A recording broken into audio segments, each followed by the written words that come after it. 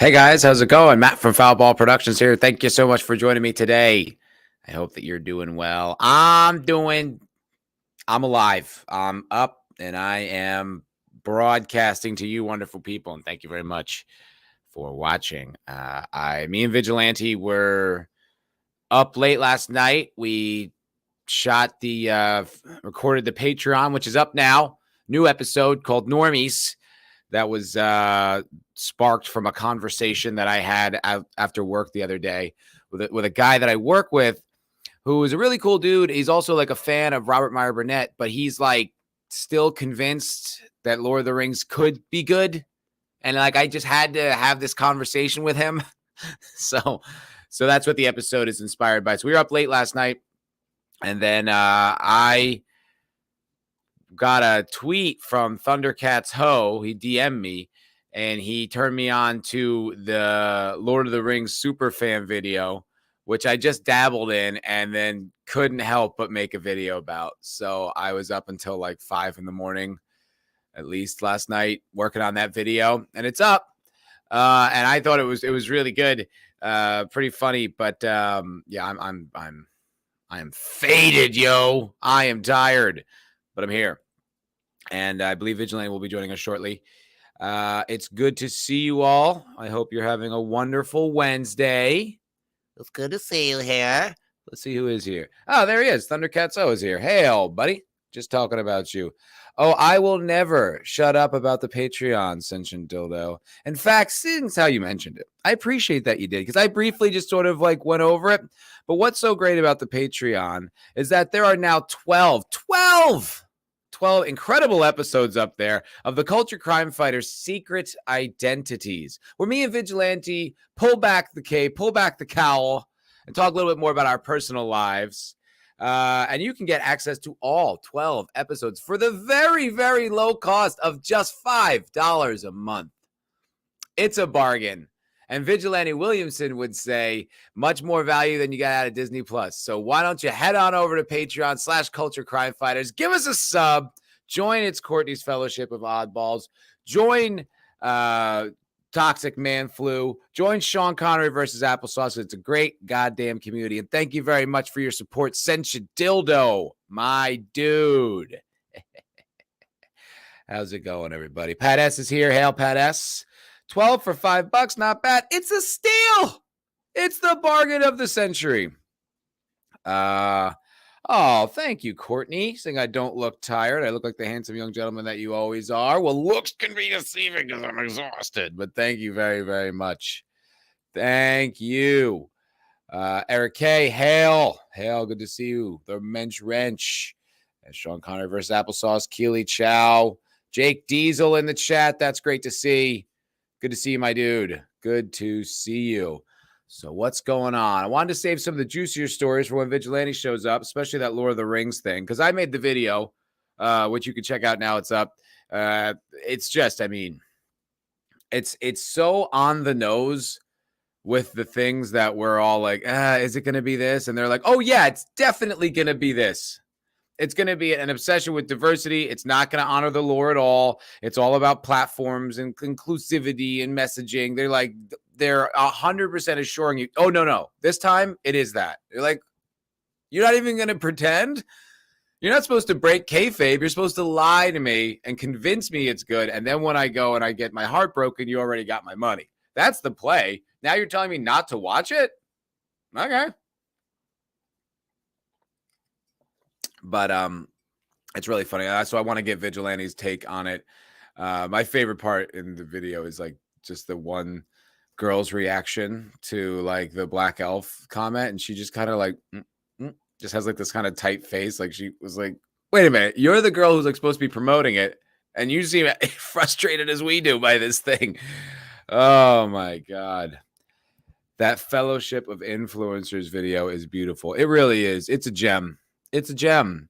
It's a gift to from the YouTube gods, because it really is. My girl Galadriel. Oh, it is a whole treasure trove of awful lines and self-importance, and just, I mean, it's so evident these people are not fans of Lord of the Rings. Like, it's just something that they probably casually watched like everyone else, but now they're obsessed with Tolkien.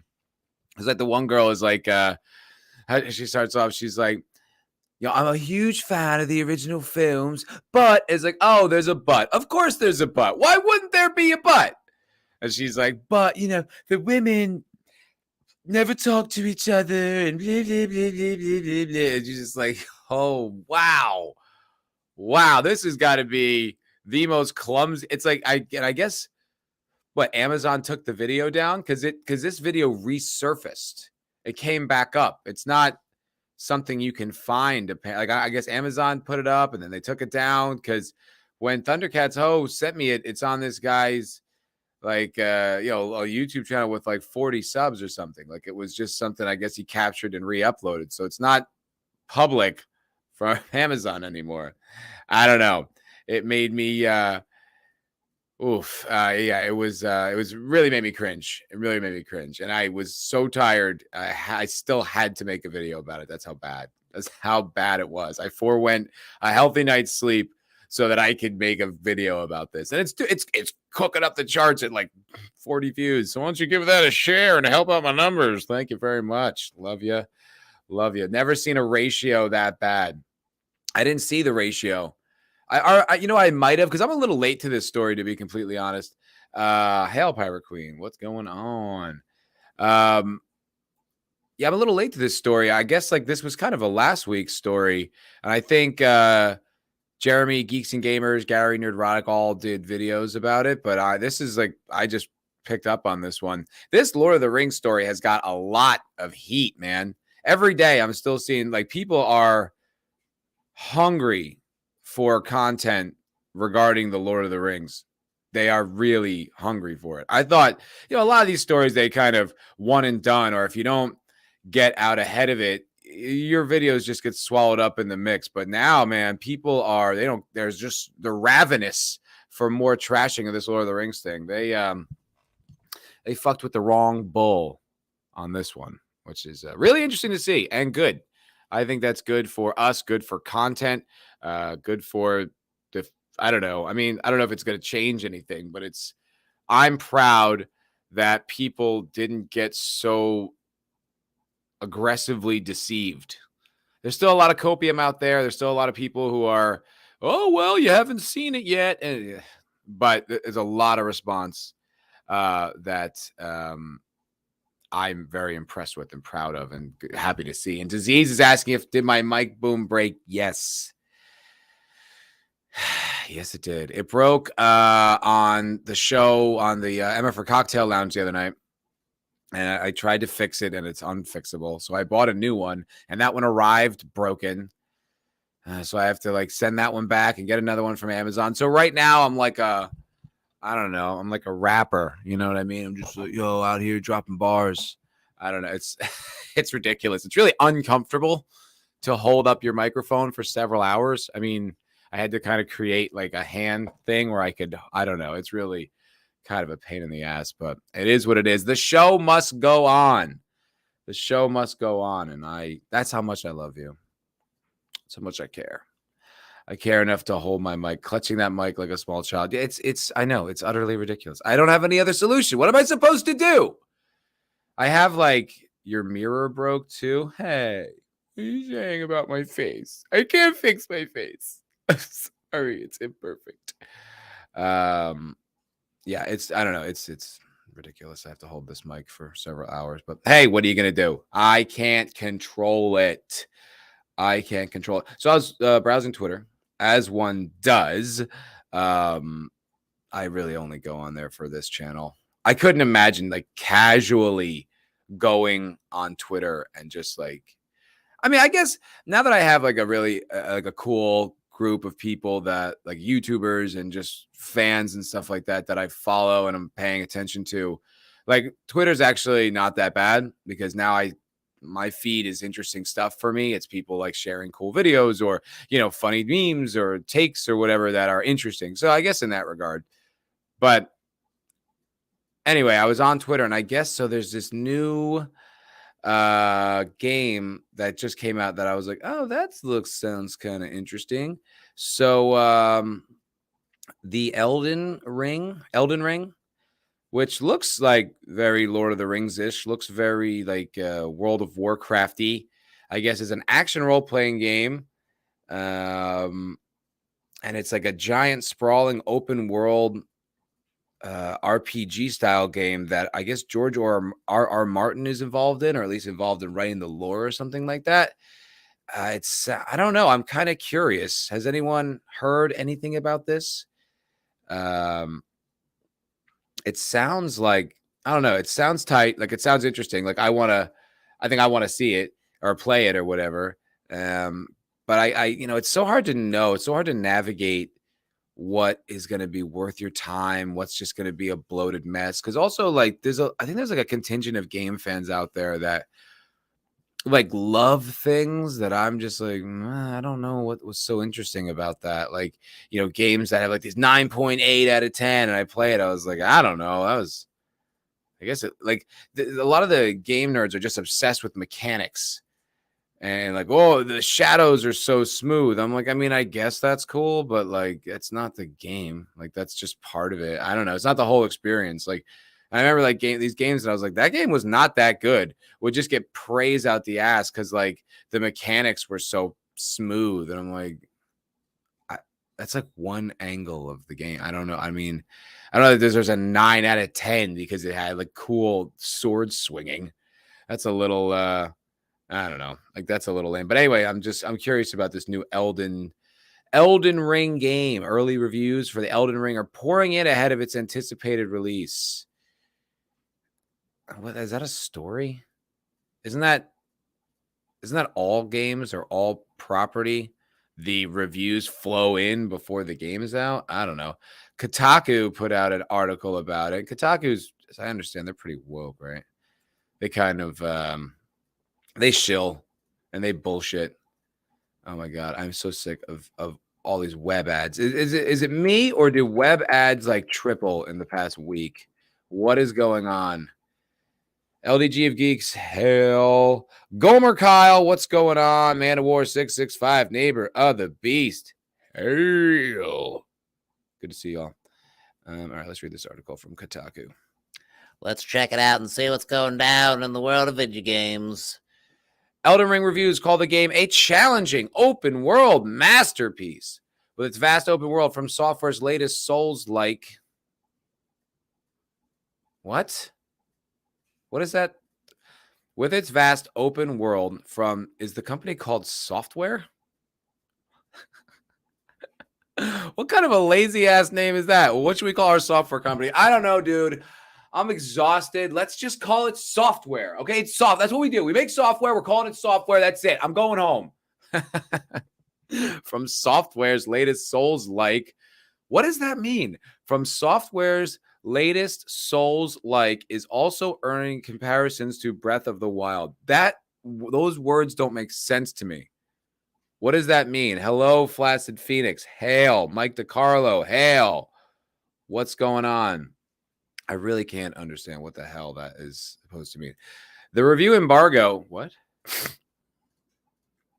The review embargo for Elden Ring from Software's highly anticipated and tough as nails action role-playing game. Dude, this sounds like it was written by the people who made the game. Like, that's not an impartial sentence right there. Like, that's very much like a tough as nails. Like, that sounds like the lines they wanted you to include in their description. I mean, I don't know. Hell.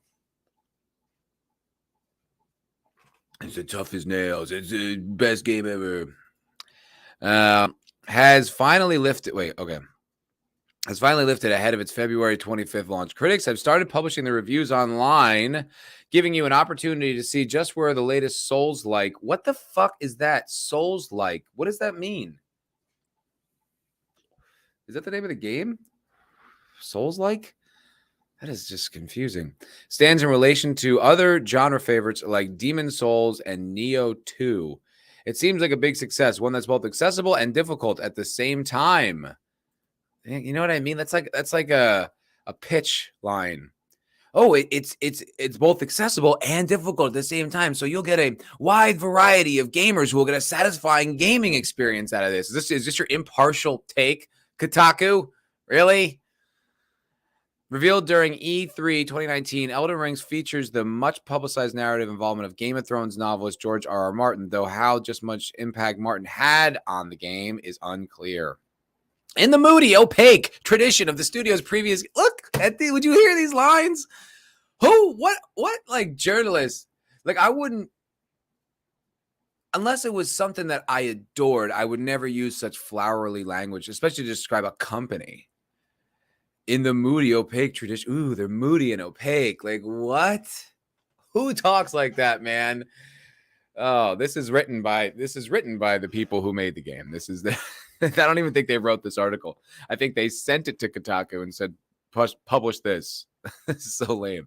In the moody, opaque tradition of the studio's previous games, Elden Ring sees you controlling a silent protagonist here named the Tarnished. I don't like that. The Tarnished. To me, that sounds like the Rock Geode or whatever from that stupid Star Wars cartoon. Like a lot of lazy titling in this property so far. The company's called Software, and then you have a guy called the Tarnished. I mean, that's gay. Like, I mean, like, has anyone in the history of the earth ever been the anything? The Unwashed, and that's just how they refer to them. It's so lame. Just give them a name. As they explore the mythical open world of lands between. Once again, boring. Lands between. What are these titles? What are these names? Did you just not come up with anything? Of lands between. I mean, even Middle Earth is simple, but there's like it feels real. Lands between. Like, what is that? That sounds like a shitty furniture store you'd see in the mall. Oh yeah, let's go to Lands Between. They have a really good couch pillows. What the fuck is that? The world of Lands Between. To fight monsters, uncover secrets, and become something called the Elden Lord. Ooh, mysterious. Yeah. Good point, Flaccid Phoenix.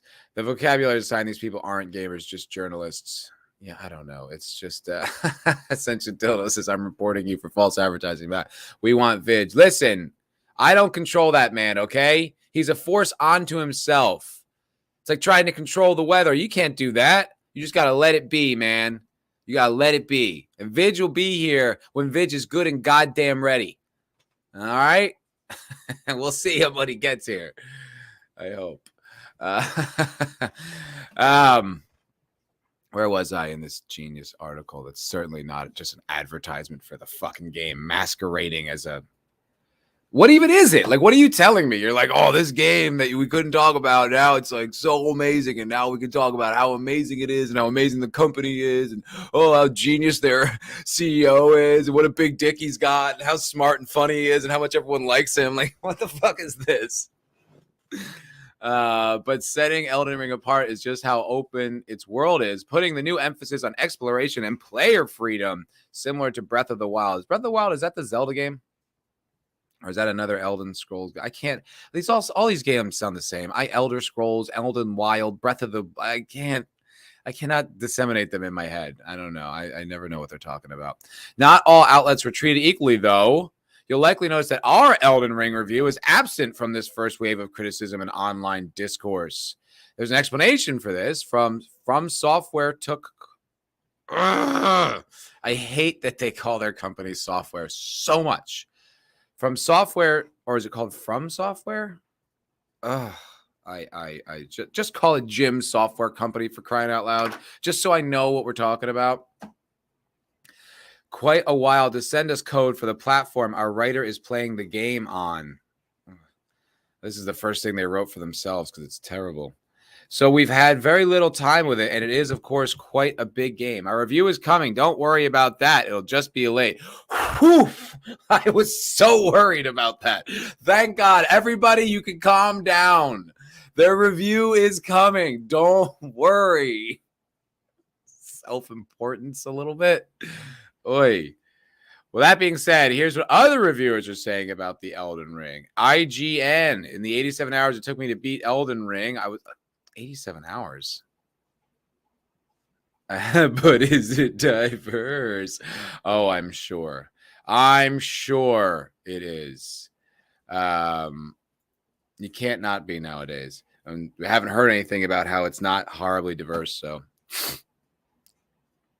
I don't know. In the 87 hours it took me to beat 87 hours is, I mean, a while, I suppose, but like it's not that much the way they're describing it. I mean, everything I was reading, it sounds like it's endless and sprawling, and it's it would take you a year to finish all the little side quests and stuff like that. Like, I'm pretty sure on my first Fallout 3 playthrough, it was 100 hours.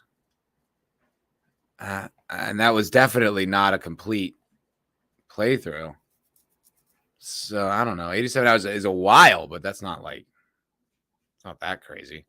I was put through an absolute ringer of emotion. Ew, you douchebag. Ew.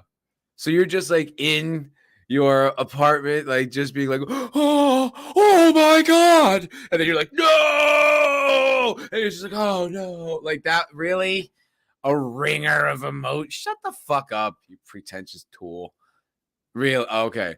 Anger is I was beaten down by its toughest challenges. Anger, I can understand. I feel anger quite often when playing a video game because it's frustrating. Like, damn it!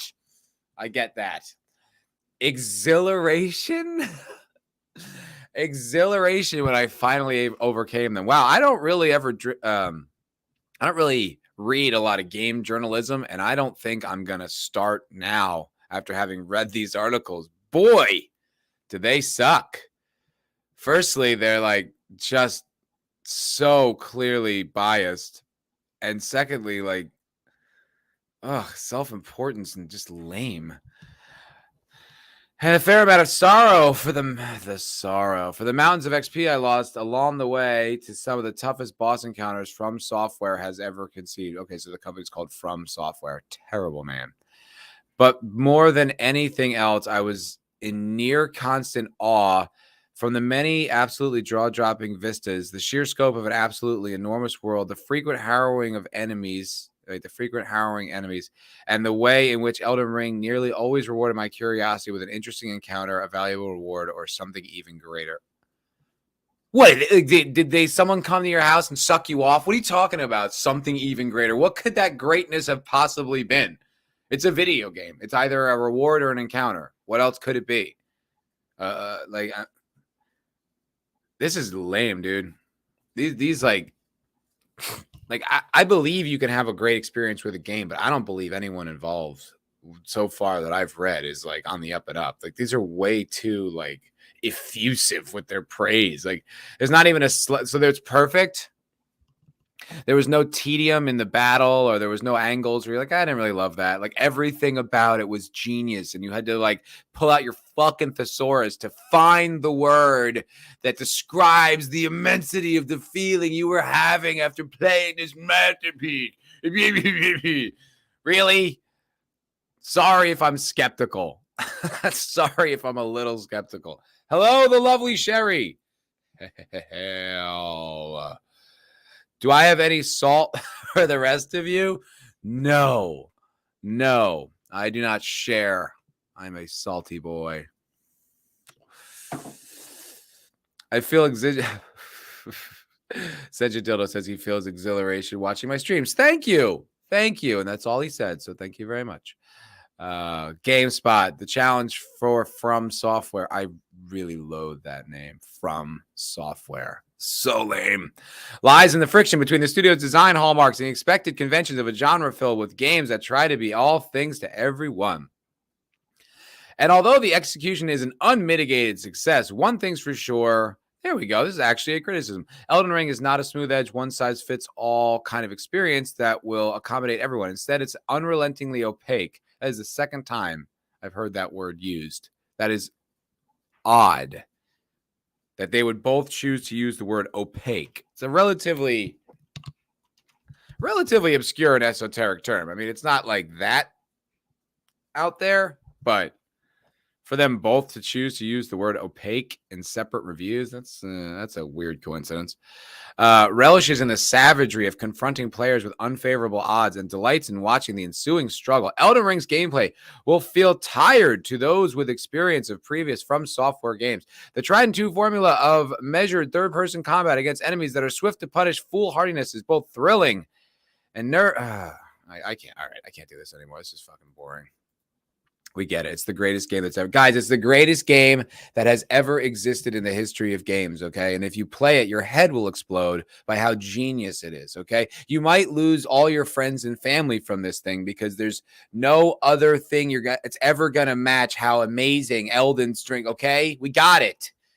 Laying it on a little thick, eh? Crying out loud. I mean, yeah, Pat says I'm in. I mean, I'll probably play it too, but still, this is so lame. I really don't care for. I don't really. That was a lot. That was exhausting. That was really exhausting. Okay. Well, damn it, Vig. Come on, man. Wake up. Need you. Need you here to fight some culture crime. I can't do it all on my own, my friend. You got to show up for me. Elden Ring. Yeah, that's what it's called. Okay, Elden Ring. Whatever. Looking whatever. We can talk about the Lord of the Rings Superfan thing, I suppose. I mean, kind of already talked about it. Oh, this is an interesting story. All right, we'll talk about this. I mean, I don't know if it's interesting. It's something. Oh, wrong button. Wrong button. Okay, so this was on the Lad Bible, which is like, I don't know, a weird site that I check out sometimes, really just for content. But Lad hailed as, quote, man of the year after becoming woman's birthing partner on Tinder date. I mean, I don't like the term birthing partner because that just sounds like one of those terms that it's like persons with a vagina or whatever the fuck they say. That just sounds like one of those things. A bloke has been dubbed man of the year after he remarkably supported his Tinder date as she gave birth on their 4th date. I mean, okay. Last September, Alyssa Hodges, 20, and Max Sylvie, 25, were supposed to be meeting up for their 4th date after meeting on Tinder when Alyssa unexpectedly went into labor. If you're that close to giving birth, should you be going on Tinder dates? Like, does that sound like a responsible use of your time? I don't know. Like that. Vaginal carrier, yes, engine dildo. That seems a little strange to me. Like you're 9 months pregnant and you got to go, like you're swiping on Tinder. Like me, I don't know if that's really where your priorities should be right now. I mean, I know you probably do need to procure a father, but like right now, I don't know. However, Max was completely unfazed and stepped up to support her through the birth of her son, Ollie. The 8 months pregnant mom was supposed to be picking up her Tinder date from the airport when her waters broke. Picking her Tinder date up from the airport. 4th date? This guy's already got her picking him up at the airport when she's 8 months pregnant? Fucking Chad. That's a Chad right there. She was rushed to a nearby hospital and Max ended up meeting her there. The couple claimed to have bonded over the unexpected circumstances as Max amazingly stepped up and supported Alyssa during the early weeks of motherhood when she had the baby blues. So much so that the duo have been raising little Ollie together and are now planning to move in together? What? Wait a minute. So, so this guy meets this girl after 4 Tinder dates. She gives birth. And now he's moving in with her to, wow, you know what? I was wrong. She used her time perfectly well. She knew exactly what she was doing. She got this guy to raise her kid. That was, you know what? He's no Chad. She's the Chad. She out-chatted this guy so hard. now he's stuck. Now he's like, oh yeah, I'm going to raise this kid now. Like, wow. Bro, you don't even know this girl. You're going to move in with her and raise her baby? Damn, dude. That's some crazy shit. Like, you think because they're making it out like, oh, this is a positive story. It's like, do you think is his family like, yeah, great call. That was totally the right thing to do. Oh, yeah, what a tart indeed. Like, is anyone in this kid's ear being like, bro, maybe that's kind of like you're signing up for like a lifelong commitment and you're moving in with this chick that you don't know. And also, legitimately, you do kind of have to think about the baby because that baby's going to imprint on you and it's going to instinctually look at you as a father figure. And if this chick does turn out to be a hot mess, which is incredibly likely, this kid's now gonna like be loss of a father figure already. Like this is a hell of a risk. Now listen, I don't know. My dating history is not spectacular. And you know, everyone thinks they have the formula for a good relationship. Maybe this one could work. It just seems a little wacky to me. Sam Whitfield. Hell, Sam Whitfield just tipped me $3.33. Much appreciated, my dude. He says, happy Wednesday to you fine gentlemen, and hail to the chat. Too bad I'm not in my studio or I'd co-host with Matt.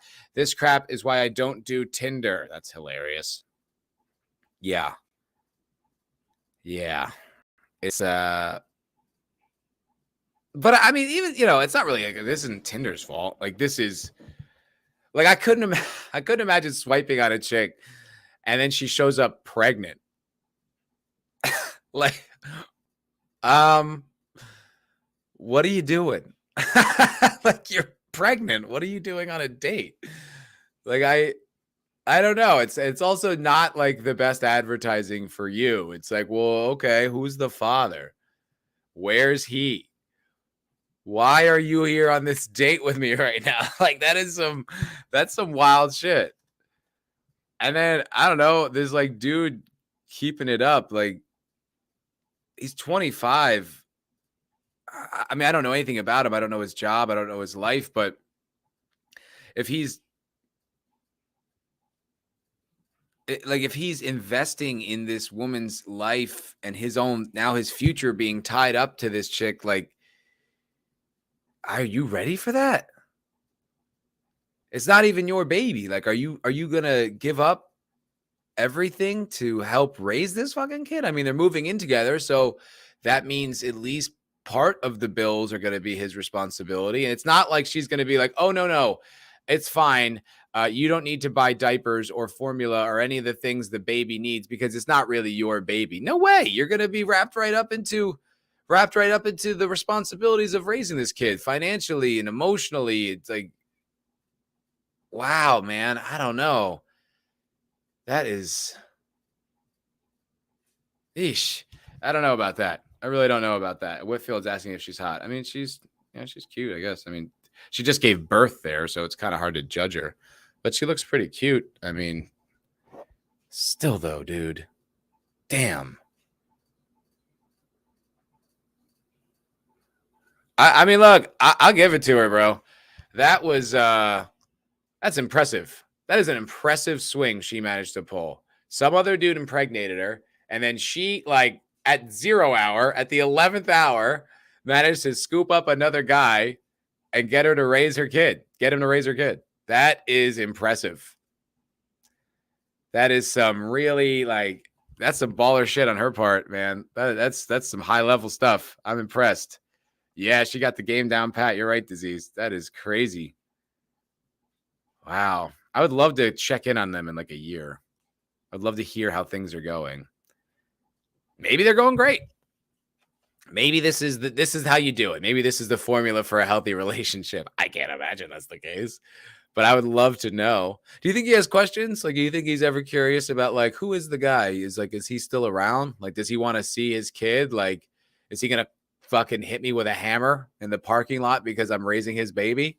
Like, you know what I mean? Like, there's some questions like I need to have answered. Like, I couldn't imagine making a commitment like that after how long's he known her? 4 dates? Even if it was one a week, it's only a month. And then she gives birth, and now you're gonna raise this kid with her. Bro, she's like Jedi mind tricks. She's like mesmerizing and hypnotizing this guy. I don't know. That is one hell of a story right there. Okay, well, I guess good luck to the two of them. I hope that they have lots of happiness and success. That seems utterly insane to me. I couldn't imagine making a decision like that. No. And they're also like, he's like they call him like the lad of the year. Is like, for real? Is this the kind of behavior we want to be like, this is the right way to go about things? Is like, is it now? For who? Like, if this doesn't work out, like, he is, I don't know. That's pretty nuts. That's pretty nuts. So, any of y'all hear about the Tinder swindler fella?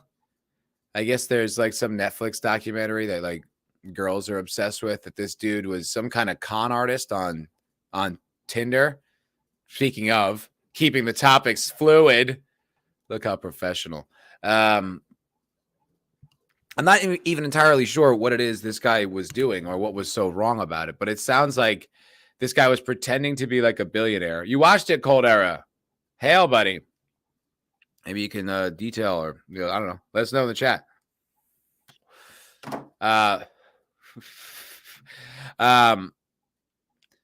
So yeah, it sounded to me, it sounded like this guy was, you know, putting it out there that he was loaded. That he was a billionaire. He'd like take pictures of himself like in a private jet or whatever. And then, you know, chicks would obviously swipe on him and he would, I don't know, con them or something. Like, I don't know how he conned them out of money. That's the part I don't really understand. Like, I didn't see it, obviously. Swindler is an old story. Well, you know what, Sentient Dildo? Why don't you produce the show then, huh? What do you got to talk about? What topics are you interested in? Oh, wait, I don't care. It's my show. Just kidding. I don't know. This is man, I'm behind on a few of these stories. I still don't even know what's going on with Russia. I wanted to get Vigilante's take on it because I can't go anywhere without just Russia, Russia, Russia, Russia. Everywhere I go. All right, what's going on with fucking Russia? What's your theory there, Courtney? You say you're sticking with your theory. What is that?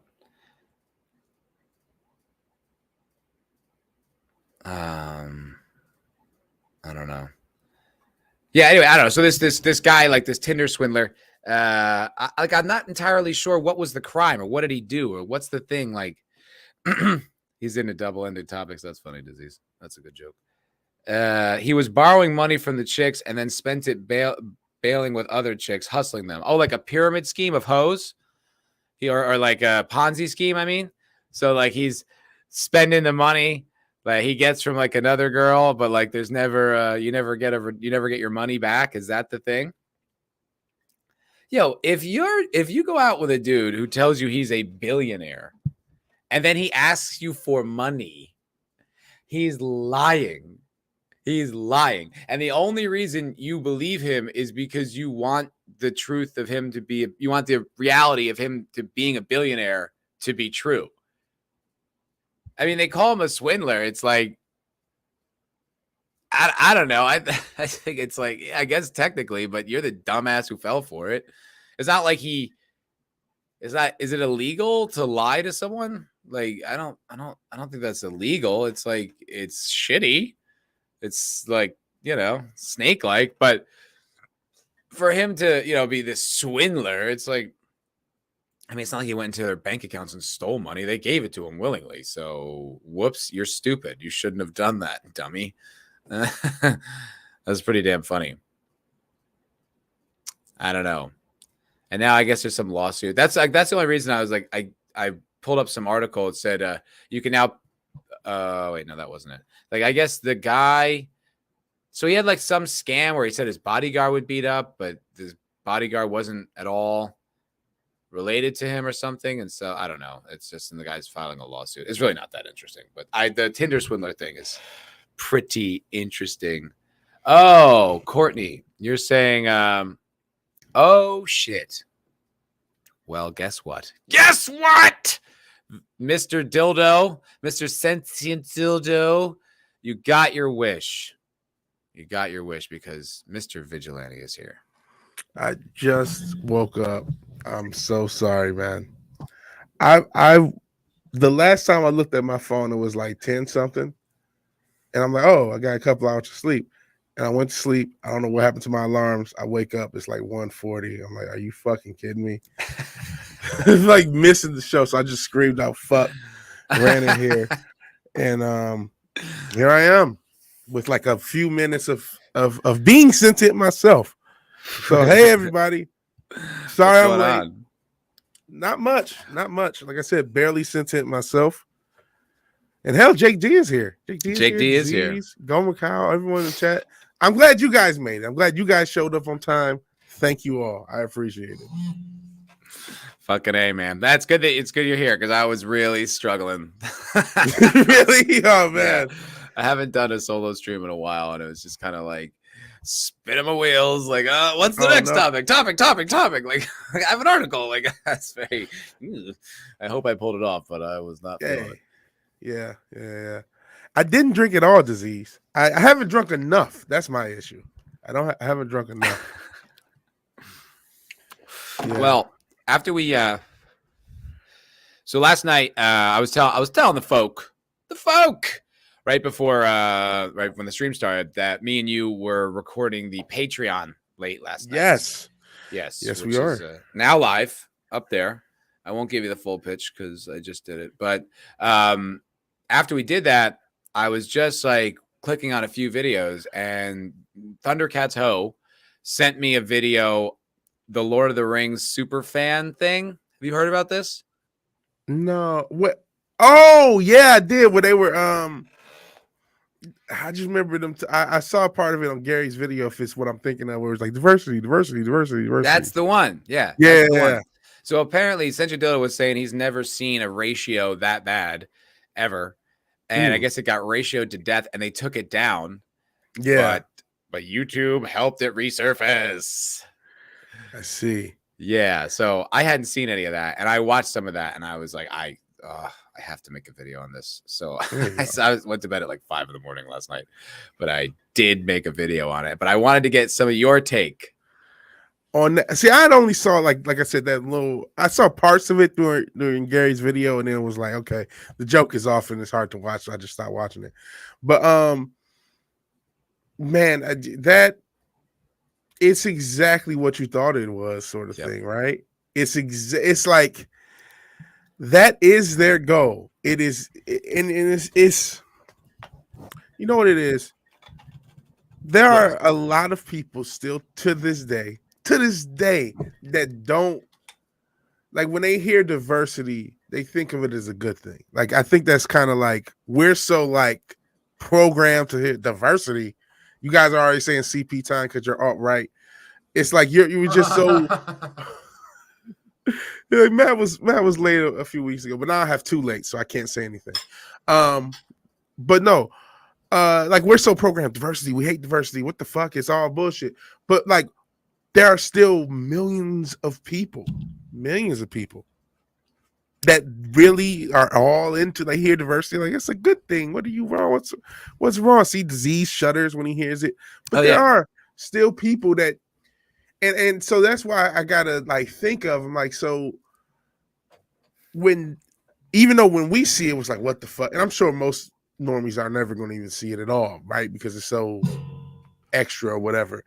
But like the people who are involved, the people who are going to like shame tweet anyone who doesn't like it, those type of people, they still care about hearing it. So like, because for a second, I'm like, why do you keep, like, I know why, but like, why are you hammering this shit in? And I remember, like, wait, there are still people who hear diversity and think this is a good thing. This is, you know, giving people a chance or whatever the hell there is that they think. Like they believe it is speaking to the highest virtue that, you know, that could imply. Yeah. Like they're not looking at it from the critical lens where it's like, you know, well, yeah, but what they mean by diversity is, you know, destroying it and turning it into a platform and hiding behind the diversity. Yeah. And they never also think that like there were more black shows in the 70s, 80s, and 90s than now, where we only have black characters that replace white characters in established media. So like, it actually isn't really diversity. It's actually worse on both ends. It's bad for everybody. Yes, it is bad for everybody. the fans of the thing, it's like, and you're put in such an awkward position because it's like, well, what are you going to say? You're going to say because it's a different race, and it's like, I mean, I've gotten to the point where I'm comfortable being like, yes, like, but it's kind of like a weird thing because it's like if you don't have this conversation a lot, you come off sounding like a racist, but. Mhm. That's why they do it so that you can't argue with it, and it's like, oh, like it's like you're having like a puppeteer pull strings in you, and it sucks. Yeah. So like that's something I kind of got because I'm always trying to think like, okay, I'm in this one world. I gotta remember that most people aren't. Oh man, the commercials now. I saw parts of the the Super Bowl commercials. Oh my Listen, God. I've talked about how they're trying to push everything for white women, but man, I love sisters. I love black women. I genuinely do. They're not the only humans that buy stuff. I don't know Apparently they are. what point. Apparently they are. I think they're the only demo the NFL cares about. I don't know when that happened, man. It was wild. I mean, I told you the silver lining to all that stuff is we see a lot more thicker women being represented, which I'm all for. Like I like seeing thick thighs and like healthy looking chicks on the screen, not just these wafy model chicks. So in that regard, I can that's the silver lining. But it's hilarious how heavy handed it is. You're like, really? Wow, another one. Oh, okay. Avis Rent-A-Car or whatever the fuck they're like. It's just like, okay. Actually, while we're on the subject, like. Some black women don't have a bald fade too, Hollywood. I don't know, because it's like every black girl is like has the like no hair thing, and like very angry look. There are actually pleasant black women. If you listen to Hollywood, you would never know. You would never know they exist. This demographic is just this like mannish. I mean, sometimes you get some cute black girls, but it's either mannish or obese. That's every black girl they show, and they're the only people who buy stuff. It's because like, I mean they've convinced a generation that being feminine is being weak, and it's you can't be that, and like also like it's like men can't be masculine, women can't be feminine, but as soon as you switch it, way to go yes queen slay. Absolutely. It's really gross. Eric K said as a $5 super chat. Hail the mighty Eric K. He says, it's okay, Vidge. We know we were just not important enough for you to wake up today. My alarm didn't show up. That's what feeling? Is that the impression you're trying to give the audience, Vigilante? That you're above You know what? Huh? Yes, I am above you. I'm better than you all. Grovel and like me. No, just man, you could work in Hollywood with that attitude. There we go. Yeah. Well, so there is just I don't know. I didn't watch a lot of videos on what people were putting out there, but there was one moment that I highlighted in my video very early on because I was like, yo, like, and I want to share it with you. Yeah. So I'm going to just share the video and we'll just play it. It's only like maybe 15, 20 seconds to get to it. And then, and let's see if you catch it. I won't necessarily, highlight it, but then I have in my video, I have it slowed down. So let's see. Alrighty. So amazing. I also want to say representative because we're getting like more diversity within this series. Like we're seeing our first black elf, we're seeing wolf, man. Did you see it? I didn't even see it, but it's just like I know this dude. I was like, because I know this dude when I was watching the little Gary breakdown. I'm just like, goodness, they'll never put it. We talk about black women. They'll never put a just normal straight black man in anything anymore, will they? It's too intimidating. So like they have to. And no disrespect to the gay black brothers. I don't want you guys yelling at me. I mean, whatever, dude. That's not necessary to say. Like, you know what I mean? I know you're, but it's like that's not why. It's like we don't have an issue. It's just like this is the Lord of the Rings. Really, this guy. Yeah, I mean, well, I'm sure the reply is like, "Come on, Elijah Wood's masculine." Okay, whatever. But like, but he's bro. Like, I mean, come on, man. Like, and even so, Elijah Wood's not a bitch. Like,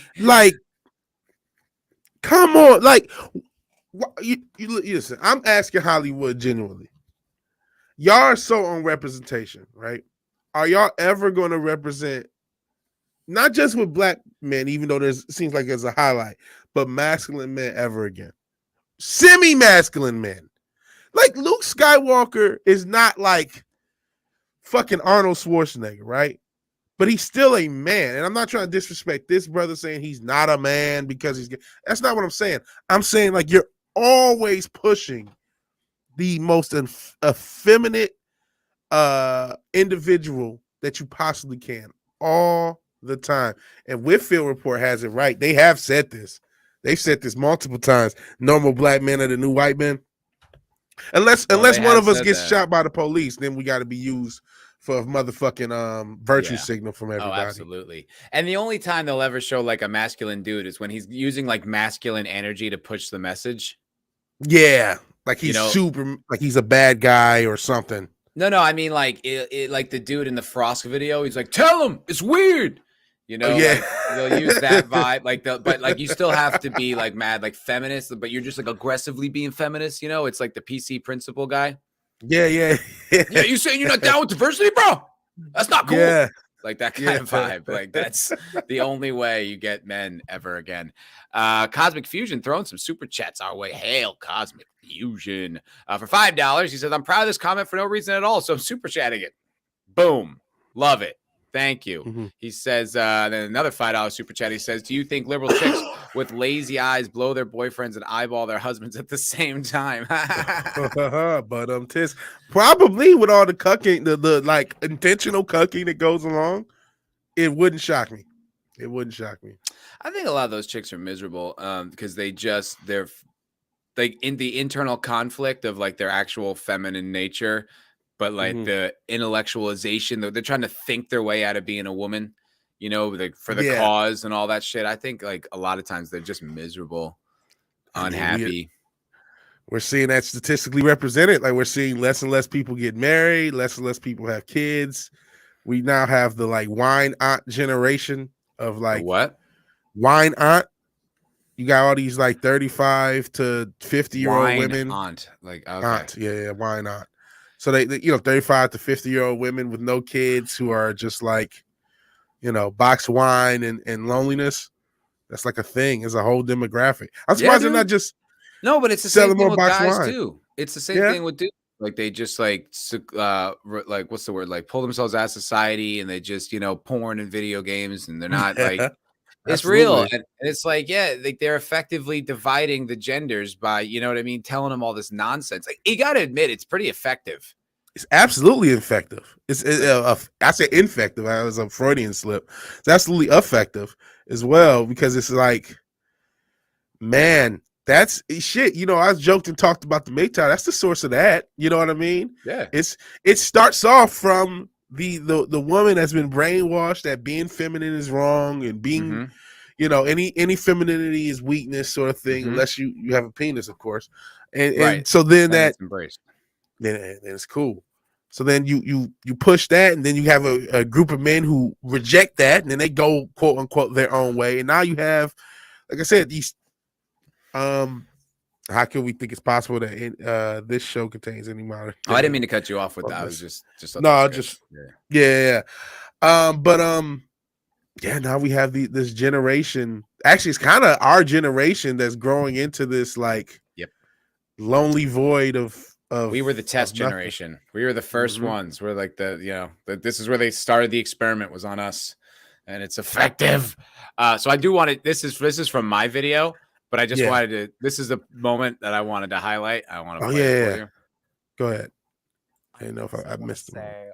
Representative because we're getting like more diversity within this series. Like we're seeing our first black elf. We're seeing our first black elf. We're seeing oh shit, that was too much. I didn't notice that. Dude, like she's in on the video promoting this and is repulsed.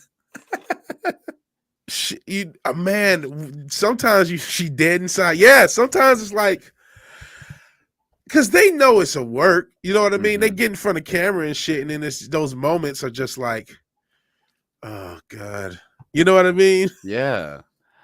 Like, but that was like that stuck out to me. So that's why I made the video because I was like that. Like, Did you see that? Did you see that Yeah. reaction? That's how I feel. Are you just like, mhm. And but she's the one who's on the show. Like, it was just like, Well, you listen. You have to cut think, around right? that. Why did you edit to that? They should have cut it. They should have cut that from their presentation, unless they're trying to like. Maybe there are people in the end that are trying to like blink enough times that you realize they're trapped or something. I don't know. Like But, the Morse code when you like tell my family I love her. Or some shit Yes. like that. Yeah, that's one of those situations. But you know what, man? Listen, you were an actor. I'm sure you wanted to do like serious, good stuff that was like, relevant or like either fun or had had some substance to it. That's the word I'm looking for. That's the phrase. I'm sure you want to do something that has substance to it. And she's an actress. I'm sure when she started off actressing, her goal wasn't to be a diversity hire amongst a group of diversity hires, talking about how good it is to be a diversity hire. I'm sure that's not where she set out with her path in actressing. Well, see, it's I know interesting actressing because is the word, but I caught that moment from her, and I was like, "That's hilariously honest." You know what I mean? That's just Yes. so, like actually like that look like just like like you see how frustrated she is. But then then later on in the video, like she does her own bullshit. Like she goes on to say, because then they start talking about representation, and she's like, yeah, and I'd never seen anything represented, my disability and my queerness, so I mean, she's one of them too. Like, yeah, she goes into character, but like that, they're still humans, right? So there's still that moment of like, I did not get into acting for this. This isn't what I got in for. This is not what I wanted to be. And even that phrase, I've never seen myself represented. Now, how many times have they said that now? Now 2 or 3 years of this. So by the time she says it, she knows it's bullshit. That's just what you saw was her knowing it is bullshit. That's a really good point. She went into character. Yeah, you're right. Well, it's because most of the actors that I knew in Hollywood, I mean, I can't even think of an exception. We're all in with this shit. This is what they believed. They were, everything is wrong and female underrepresentation. Like they were obsessed with it to the point where it was like, I couldn't even go to these classes anymore because it was just so heavy handed with all this shit. And they wouldn't shut up about it. It was all the time. And it's like, I never engaged, but it's exhausting. Just sit there and hear people woke. It's, ugh. Yeah. Shut the fuck up. And Thundercats, Ho, and Courtney, I do read the comments, and I knew you were being sarcastic. I knew that too. Yeah. Oh yeah. But you know what I was wondering? You talk about how in Hollywood there were so many actors who were all about the cause. How many of those actors were still acting when they said that? You know what I mean? Certainly some had to be. Certainly, you know what I mean? I get it. Everyone is about the cause. Everyone's about it. But it's like, some people are just like, well, I just want to be an actor. This is what it takes. This is the 100% what it takes. So I'm gonna be, an activist because that's what it takes to be an actor as well. Yeah, and there's probably some people who are like legitimately narcissistic to the point where it's like they don't even necessarily have opinions about this. Like they don't even care. It's just that this is what you have to say. It's like you have to look a certain way, say a certain thing. Okay, I'll do it. Like that's as long as I get to everybody to love me and I get my thing out of the world, then I'll do it. Yeah, that's exactly it. And like terrifying. I said, every now and again, you have a human moment. That was a human moment of this is all bullshit. It's so funny. It's so funny. I love that. I just love the little chin pop. Yeah. It's funny. I saw, who was it? It was some fucking, it was just, how sometimes YouTube just puts little clips. God damn it, I can't think of the actress's name. But it was some actress reacting very like, what the fuck, during one of these really woke Hollywood speeches from a couple years ago, and they highlighted it. I'm about to look through my history, see if I can fucking find it. All right, funny. That's funny. Yeah, I love those honest moments and stuff. Like, I remember like Bryan Cranston had a real honest moment when Trump got elected, and everybody was like rooting for him to fail. He's like, I don't like the guy, but I don't want the president to fail. If the president fails, the country's going bad. That's not a good thing for anybody. I want him to do the best job possible. What's wrong with you? And then like. the other day he put out some shit like, oh, maybe we shouldn't have these types of speech and there should be laws to restrict that and blah, blah, blah, blah, blah. But yeah, now he's like 4 or 5 years into the indoctrination. I actually found it immediately because apparently the last thing I had seen on YouTube. It was Winona Ryder. I don't even know who the fuck this is giving this speech, but they highlight her face. Let me I can do the whole share. Yeah, thing. you can. Share screen. Yeah, you can. I Just want to the see audio. this. It's Winona Ryder looking mildly confused for 37 seconds. So this is This what is YouTube. Stranger Things. Okay. Yeah. That's the guy. Okay, I'm like, who the fuck is this guy? Yeah, Stranger that's the commie guy who's like, yeah. communism. A lot of people don't understand it. It's like, no, motherfucker, you don't understand it. He admitted it Plenty- like 2 sentences later too. That's so great. Yeah, plenty of people understand it just fine, which is why they don't want it. Just ask Yeah. anyone who's ever lived in a communist regime. Send your dildo. We'll let you know. It sucks. There you go. And you know, shout out to the Whitfield report saying he's going to steal Gina Carano for drunk for 3PO. I like seeing that sort of confidence and I do delusion. too. All right, let's go into Big dick Winona energy. Ryder. Good for you. There you go. Big dick energy. But this is Winona Ryder looking like, what the fuck, as this guy rants. Alone. We are united in that we are all human beings and we are all together on this horrible, painful, joyous, exciting, and mysterious ride that is being alive. I don't know if Now, she's as all we act on in one. the continued will, as per Chief Jim Hopper, punch some people in the face when they seek to destroy the meat of the Here they go. Look at them all just losing their minds. with soul, with heart. Just how that's all just, we hate Trump. We all hate him. We really hate him so much. He's so Yeah. bad. We hate Which is him. one of those things. But like some of her facial reactions to some of it was kind of funny. So Yeah, it's it funny. She's reminded probably me of that. drunk, by the way. Yeah. Probably posted. She looked like she was on something, drunk or something else. Yeah, that is funny though. She's just Yeah, like, yeah. wait, what are you saying? What do we? Like, yeah, he really went to his pulpit too. Yeah, then they just once everyone starts cheering, she just starts cheering. It's like, okay, it's time to cheer. Yeah, it's the cheer time. It's like that gif of what's Kate Beckinsale's daughter who's just like, oh, am I supposed to clap now? And then just starts clapping. Did you ever see that one? I don't think I have. It's pretty funny. I'll probably have and can't think of it. Because she was like, look like she's like 14 or 15, and she was like drinking something. Like, oh, and like, like this kind of fear, and just yeah, oh, I'll clap now. Yeah. Oh boy. Yeah, that guy. What a shame that guy's such a tool, because I really liked his portrayal of the sheriff in that show, in the Stranger Things show. I was like, oh, this guy's, he's got this great, energy to him. He seems like a real serious dude. And you're like, oh, you're just like, it was so disappointing being in LA and just meeting person after person who all had the exact same ideology, like to a T. Like you never met anyone. And if you did, it was so insanely rare when you'd meet someone who wasn't lockstep with it. You're just like, oh, okay, don't fucking tell anyone, right? But we think differently, right? Oh my God, okay. Like, you know what I mean? You found like That's scary. It's scary, dude. It's real scary. And it was like, essential dildo saying we hate Trump but we love his tax breaks. Woo! It's There you go. But it was like, dude, that was like a big fear when I started doing this YouTube channel, because I didn't know what I was doing. I don't know if I was still going to be an actor or what. So like, I was like, I didn't want to say any of this shit. I didn't want to say anything critical. I was just going to recommend good content because I had like a knowledgeable, like, a lot of movie knowledge. So I would just share obscure movies. That was like the first goal, because it's like, yeah, I can't go on and say what I believe. Like, you know what I mean? They'll see it and I'll never work again. Like, it's terrifying.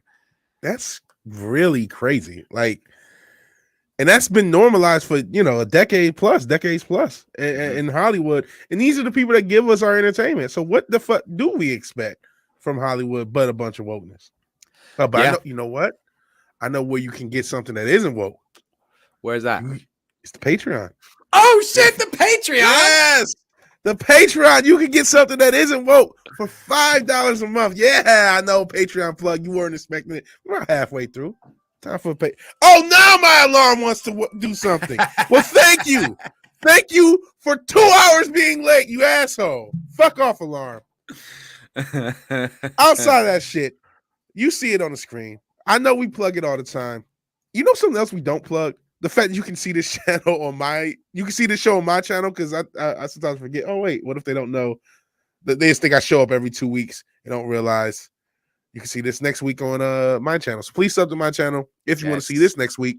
But if you want to see content that isn't on YouTube, if you want to see stuff, see us talking a little bit realer, a little bit raw, a little bit more personal, please check out the Patreon. It's $5 a month. We do 1 episode a week, sometimes 2 if we miss one.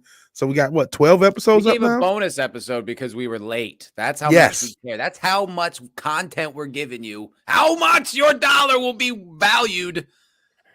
$5 gets you access to all 12 episodes that are up. We just put a new one up there called Normies that we recorded last night. It's up. It's live. It's great. And like I said, I've said many times, we got Biden's economy, right? Inflation's driving money up through the roof. You don't have an extra $5. I understand. Times are tough. But we have something for you, too. You can go over to the Patreon and you can see the first episode for free. $3.99. Free. Go on over and see check it out. Why Cincha Ditto keeps linking me to women with husbands in prison. You can actually understand that joke if you go watch the free episode. So please check out the Patreon. It's better money for value than Disney Plus. I guarantee you, unless you like Vespa Rangers and older, no disrespect to the Boba Fett cast. I didn't realize how many of them were in their 50s and 60s. Shout out to them, but I didn't really want to see Boba Fett. So if you want to see old Boba Fett, I guess, Disney Plus is better. But if you want to see good content, $5 a month for the Patreon. It's absolutely appreciated. Thank you, Go Makai. I appreciate having more people in the crime squad. We're getting closer to that double-digit number, aren't we? Get closer to 10. Yeah, we're getting there. And some of the members of and you get to be part of the crime squad. So, I mean, the crime squad in and of itself is worth the $5, I would say. Absolutely. And Cincha Dildo is protesting our plug. All you got to do is go support it, and then we won't have to plug as much, right? I mean, there you go. It's all at $5. $5. And Killy Child, I actually do want to do to my alarm what Az did to Baby Yoda. Unfortunately, this is my phone, so I can't. What did Az do to Baby Yoda? Didn't he destroy it? I don't know. That's what I'm assuming. But I don't know what Maybe. the hell happened to my alarm. I don't know. Yeah. Or like how Gary broke his monitor. Did he? Yeah, you didn't know that? I didn't know. I didn't. It was so funny. He was getting mad about the Star Wars thing, and it was the resort experience, Mm. and how it was like castings for the cast members of the resort, and it was like a Twi'lek, which I don't even know what the fuck a Twi'lek is, but I guess the Twi'lek had for social justice or whatever was in the character description. He goes, a Twi'lek, a fucking Twi'lek, and he like threw something or hit his monitor and it broke. It's like, oh. He broke the monitor. It was like $500 or some shit. Oh no. Yeah. Whoopsie. Yeah. Jesus. The Whitfield report just joined. Hell. Yes. Thank you, Whitfield. Yes. Thank you, Whitfield. Love you, buddy. Yeah. Content's good. Content's good. Content. And you won't know unless you support. So What you gotta do? all right. So I know you are. I think you're relatively informed. I think you're more informed about a lot of things than I am, because I'm not sure how you spend a lot of your free time, but I pretty much spend most of my free time just listening to fucking podcasts and YouTube and shit like that. Really into that Chris Williamson guy recently. That guy's no relation. Great. No relation to the Vigilante Williamson. No. But he puts out some good shit. I really like his angle. You linked me to some of his stuff. It's pretty good. Yeah, he's like an English kind of bro Jordan Peterson. Yeah. And I like it. He's got like this like life philosophy, lifestyle construction, and talks about the dynamics, and he seems very well researched on his stuff. I love him. Why the hell did I bring him up? White people? Love him. But I was saying, no, like you seem more worldly. So what the fuck is going on with this Russia thing? That's all I hear about. Shit. Everywhere. Russia. I only know a little bit that apparently they, at least if I heard last, like they have either soldiers going to the Ukraine or are already there. So I'm not honestly, I've only seen tangential stuff because I don't really pay attention to the news. I'm not that much better read on it or better informed on it than you. I just know that there's something between Russia and Ukraine, and every week or so it seems like it's getting a little bit more testy. Yeah. So I don't really know.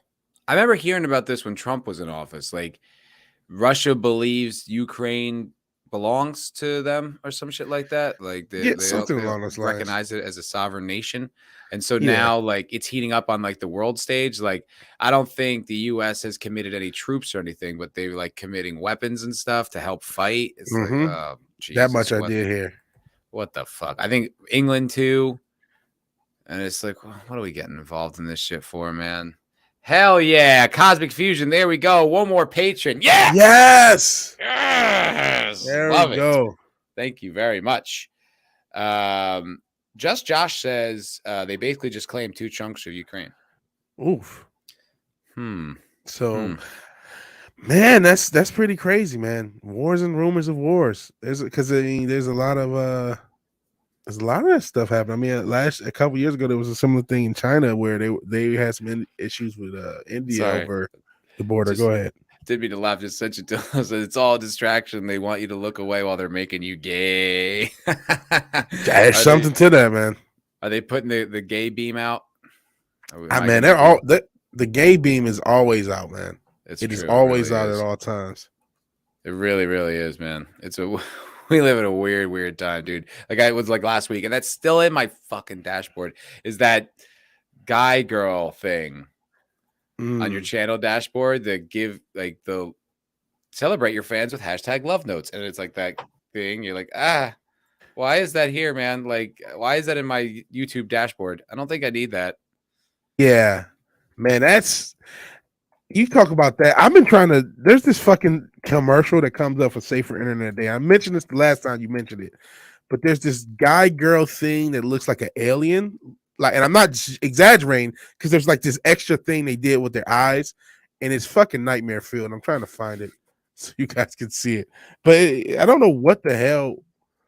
I'm not trying. I know I already probably got heat with the LGBTQ community for earlier in the show, making fun of the one guy, but I don't know what it is with the extra stuff with the guy girl stuff. Like, okay, I'm whatever gender you prefer. I don't know. Just please don't I have a family, but like, but then they have extra stuff to make it look even more extra. I'll use because again, I have a family. I don't want to get like chastised and destroyed, Attacked, berated, and I can't find the damn clip. But yeah, I don't really get the guy girl thing is nightmare fuel. I'm sorry, I said it. Dude, this is an amazing tweet. Let me see if I can find it real quick. It was from, I think it was a tweet if she's allowed to be on Twitter, but it was from J.K. Rowling. Mm-hmm. Let me see if I can find it. Oh, it's so hard to. Oh man, I don't remember where I was. Speaking of J.K. Rowling, you find it? No, go ahead. Well, there's this. I saw a tweet because I'm randomly on Twitter. If you ever contacted me on Twitter, you would know. I rarely check it. But one of the times I checked it, I saw this weird tweet, and I couldn't tell you if it was from what corporate entity had it. I think it was the New York Times, and somebody retweeted it and showed it. But it was like, imagine if the Harry Potter author didn't exist or something like that. And I'm like, oh my goodness. Because it was anti-J.K. Rowling, and it was supposed to be like imagining a better world or something. And it's like, oh, imagine if J.K. Rowling didn't exist. It's like, oh my god, get out of here, guys!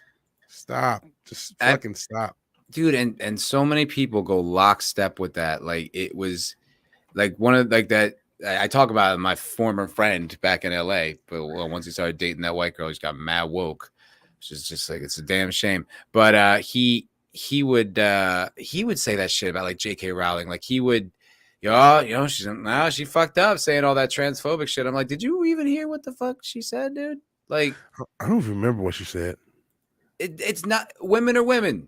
That's it. Like she was just saying, like basically she was saying like, I mean, it was mad feminist, but she was saying like, essentially it was like, yeah, I mean, I'm all for the trans community, blah blah blah, but I do think women who are biologically women face different struggles and this challenges and so on and so forth. And they were just like, what'd you say? Oh my God.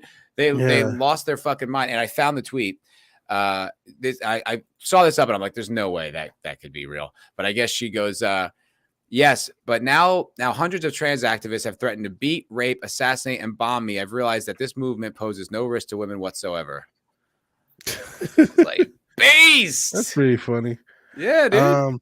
Man, but they really do hate her. That's really insane. First, a shout to the Whitfield Report.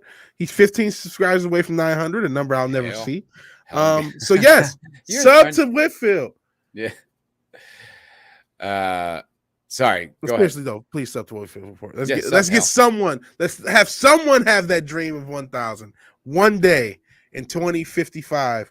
Maybe I'll be there too. Aw, Yeah. come on now. We need more positivity out of you, buddy. No, but that's actually at this point it's my fault. It's 100% my fault because I don't have enough time to do shit. So my channel's kind of like a couple streams a week, which isn't enough. So it is my own fault. But Whitfield Report is active. Sub to him. Please get him to 900. He just joined the crime squad, for goodness sake. Hell yeah, he Yeah. did. Hell. So if you're not sub to the Whitfield Report, please do. Let's get it's enough people in the chat to do it. So You're please 5 do. away from 700. Well, there's a caveat about that. I haven't really talked about it, but like I've a lot of those subs aren't quite Legitimate. subs for real. Yeah. Did you And pay it's my someone own- for subs? Huh? Did you pay someone for subs? Yes, I did.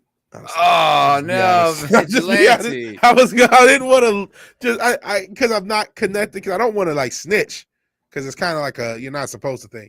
But yeah, basically. So Shit. and actually they were showing up and everyone thought they were bots. And I'm like, oh, they're not bots, they're Oh, fake Vig. subs. Yeah. Oh man. I went to the dark side. I'm sorry. Mm-hmm. Forgive me for I have simped. I'm sorry. Oh yeah, the numerology. I'm not a numerology expert. I just know of it. Just know what the conspiracy theorists on my phone screen tell me. I don't know anything about it. But yeah. All jokes aside, please sub to the Whitfield. Let's get him over 900. Hail. There was another. Oh yeah, there was another story. So this is about Tom Hardy. I don't know if you heard about this, but this. No, I didn't. All right, so let's. The Daily Mail. Oh my God, all these ads. It's exhausting. All right, so I just saw this today, right before the show did. So the pressure was overwhelming. I was in over my head. Tom Hardy addresses Charlize Theron's claim she was scared shitless and demanded protection from him while filming Mad Max Fury Road. What? Theron, they had a tense relationship due to their different acting styles. Theron reportedly called Hardy a fucking, I guess it's supposed to be cunt after he left her waiting on set. The actress also requested on-set protection after she felt threatened. What? Yeah, this is what she's saying. So Was in over his head. Like, what was he? Was he like doing the "I'm always in character" thing? well, that's what I was. So I was thinking maybe, that might be part of it, like that method thing. Yeah.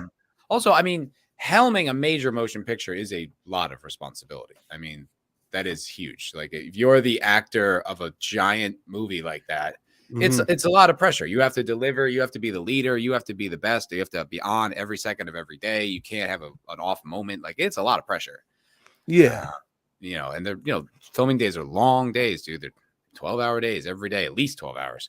Yeah. like, Sometimes longer. Sometimes longer. Very few breaks. There's lots of breaks in the action, but it's not like you get many days off. Yeah.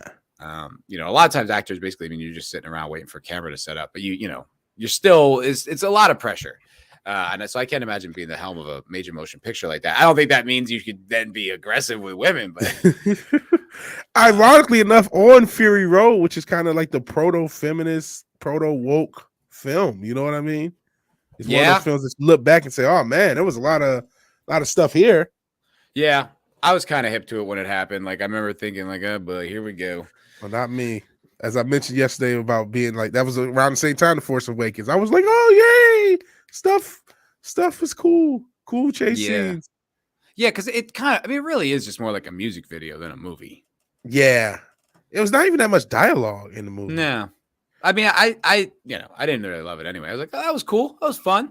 Man, I clapped my hand like a seal. Cool chase scenes, yay! I mean, it was. I mean, yeah, it's fine. I don't know. To me, it's like it's not even that big of a deal. Like, if it's not good, like I mean, it's kind of, you know, I mean, like the third Mad Max is so bad that it's like, yeah, the franchise is kind of tainted anyway. And then, you know, this one sucks too. Like, all right, whatever. I mean, Yeah. to me, it's just all about the second one. But anyway, Yeah.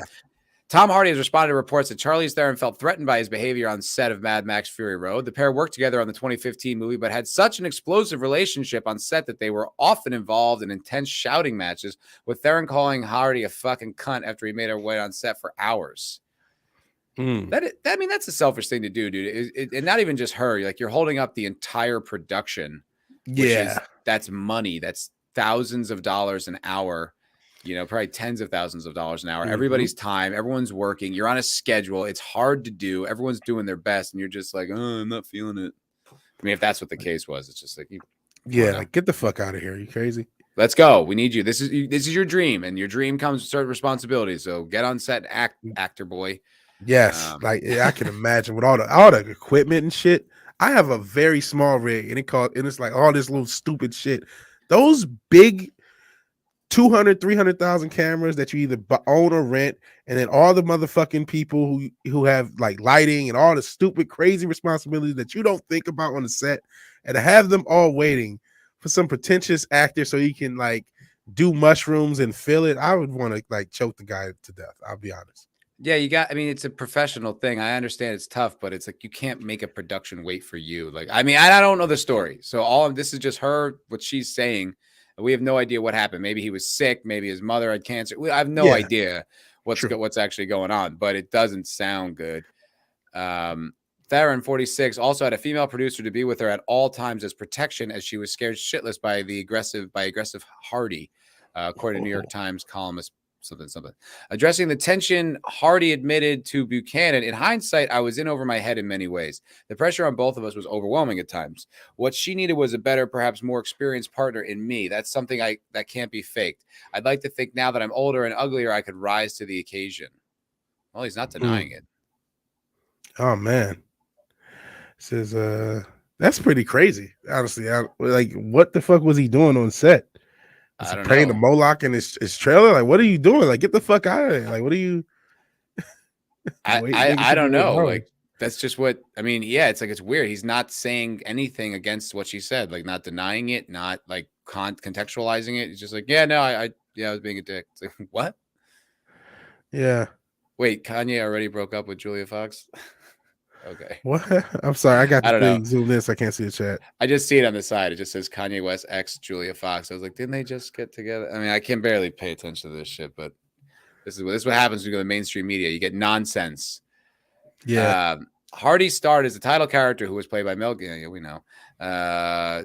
While Theron starred as newcomer and Furiosa, blah blah blah. Except for the excerpt.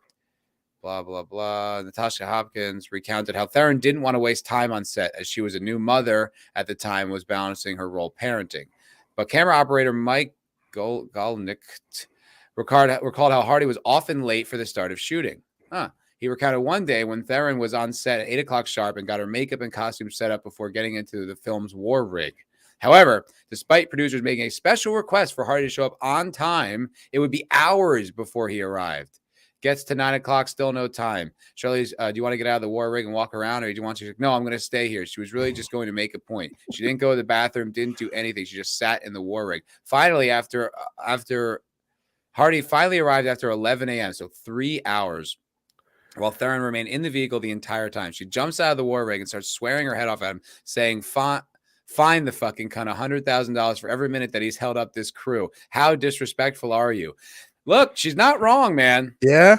She is not wrong. If you just have an I was just late, so I shouldn't talk shit, but like, yeah, seriously. but I mean, the show went on. It wasn't like, you know what I mean? Like, it cost us $100,000. Yeah, I mean, I was still able to do the show, you know, quality had been questionable, but it was off and running, and it didn't cost anybody any money. This is like a huge deal, and there's so much that goes into it, and timing, and also the light, like the sunlight matters. When you're trying to match continuity and when you're supposed to be shooting and stuff like that. You get different shadows at different times in the day. It's like, it's very meticulously planned out. And this guy's just like, I don't know, too scared or whatever the hell. She's right. Yeah, she is. And he says that, Golnick. She was right. Full rant. She screams it out. It's so loud. It's so windy. He might have heard some of it, but he charged her up and went, "What did you say to me?" Wow. Oh, shit. The camera operator said Hardy seemed quite aggressive and that his co-star felt really threatened. That was a turning point because then she said, "I want someone as protection." She then had a producer that was assigned to be with her at all times, he explained. Wow. This is pretty crazy. This is pretty crazy. I mean, yeah, I kind of thought it'd be like overblown or something like that, but no, I'm like 100% on her side right now. I kind of am too. Yeah, man. Like I said, these sets, and it's funny, Dildo making fun of the small rig comment, whatever. Man. But like, yeah, because these things are so expensive to film. I'm sure she wasn't the only one who felt that way on that set. You know what I mean? Waiting 3 or 4 hours for this guy, especially if that's a regular occurrence. Yeah, every fucking they made time. a special request for him to show up on time. Like, what? It's not. Yeah. What are you talking about? And Cold Hour says, so he's being an actor. What's the story? It's like, well, she's an actor. She showed up. Why can't he? You know what I mean? And look, a lot of actors are super professional and have respect for the crew. Like Robert Downey Jr. is famous for that. Like I met a guy in LA who worked with him, and he had like this like I think it was like a lighter or like a keychain, but it was an Iron Man head. Like it was nice. It was cast in metal. It was a really nice, and he gave it to everyone who worked on the film, catering and everything. Everybody who worked on the movie got a little. That's cool. Yeah, and it's like, you know, it's hard, man, and it's like a lot of people are working. These are jobs. Like it's not just all fun and make believe. Like you're lifting cables and moving lights, and it's like unloading trucks. It's work, and it's like, you know.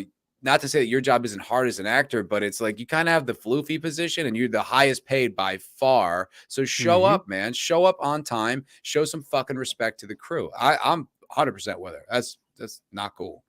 Yeah. Again, these are massive crews, especially for something like this. Yeah. I mean, you see how like the practical effects of that, the crews must have been humongous. Yeah, because there's not a lot of at least noticeable CG in that movie. A lot of it's all, you know. Yeah, I mean, you like can see there's clearly some here because like the glove and the green screen in the background. But no, I mean, they did a lot of practical stuff. Yeah. Which is dangerous. And that means you actually have extra safety people. A lot of like, yeah, no, this is not cool. It got to the place where it was kind of out of hand. And there was a sense that maybe sending a woman producer down could maybe equalize some of it because I didn't feel safe, Theron explained. I kind of put my foot down. Uh-oh. CIA doesn't want us talking about Mad Max. What just happened? Oh, they just overwhelmed my computer with all the ads? Probably. That's weird. That was really weird. Okay. I kind of put my foot down. Director George Miller then said, well, okay, if Denise comes, he was open to it. And that kind of made me breathe a little because it felt like I would have another woman understanding what I was up against, she continued. However, she noted that when I was on this set, I still felt pretty naked and alone as the producer, Dennis Dinavi, was forced to stay in the production office and wasn't allowed on the set on the orders of the producer, Doug Mitchell. Kelly Marshall, a screenwriter and friend of Hardy's, called Mitchell a bulldog.